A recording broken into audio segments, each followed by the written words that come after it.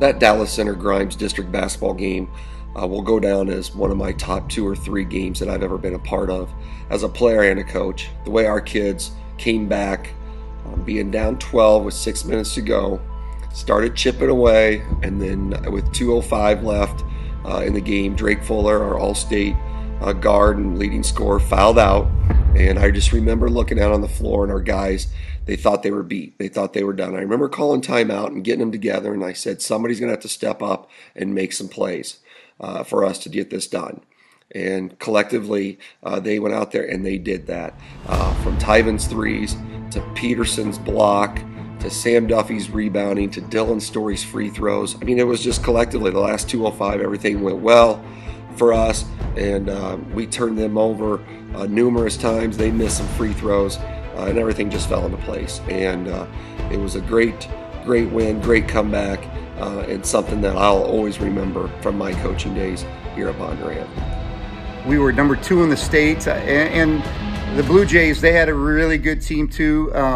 So I knew it would be a tough game, but remember with about 4.5 minutes left, feeling that we had the game in hand, up about 12 points. Some bad luck and the Blue Jays making some really tough plays down the stretch. Pretty much everything that went wrong could have went wrong for us, and the Blue Jays got a big win that propelled them into the sub-state final against Sheraton. But you got to give Bondurant credit because they made the plays down the stretch. I remember most about that DCG comeback is that Drake Fuller had just fouled out, and our crowd is going wild. And, we kind of rallied together, and we decided at that point that that was going to give us the motivation we needed to win it for him and win it for the other seniors and these fans that came. Tyven had led that comeback. He hit multiple threes, and we found ourselves up by 3 with the time running down. Their best shooter has the ball at the top of the key, and I can feel a screen to my right. Well, he takes 2 or 3 dribbles that way and then all of a sudden pulls up. And I'm able to avoid the screen, get my hand up, deflect the ball, and Sam Duffy comes down with it, and then he kicks it to me. I'm fouled, and I hit 2 free throws right after that. Yeah, this game was pretty special to me. Top 2 or 3 games I ever played in any sport, just because the atmosphere and the intensity wasn't matched again after that. And we won. The comeback was huge, so it was a pretty special game for me. Typically that would take the wind out of your sails to have your top scorer foul out, but for us, we had a lot of underclassmen and role players that stepped up. The rest of it is, for me, honestly, it's a blur. I just remember we hit 2 back-to-back threes and then a couple free throws, and you look up at the score and you're like, how did this happen? How did we end up in this position?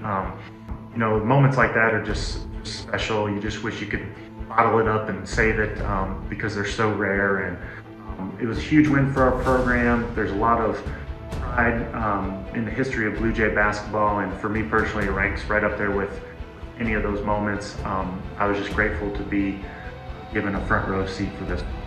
When I fouled out with 2 minutes left, I couldn't do anything but think, my season, my career was over for Bondurant, and that was hard to get over. But watching the guys on the court really got me over that pretty quickly. Everybody stepped up in different ways. At one point, Dylan Stafford threw a full court pass, and everybody was thinking, what in the world are you doing? But it worked out. Can't talk about the DCG game without talking about Tyven and those threes he hit, and just the way he played that day, really carried us through. And late in the fourth, one of my favorite memories about it, though, is, the administration staff late in the game was trying to hold the student section back because that crowd for us was unreal. Now, there were like 5 dads out on the court before the buzzer even went off, I'm pretty sure, and that was pretty cool to see how quickly they got out there and celebrated with us, and that's something I'll never forget.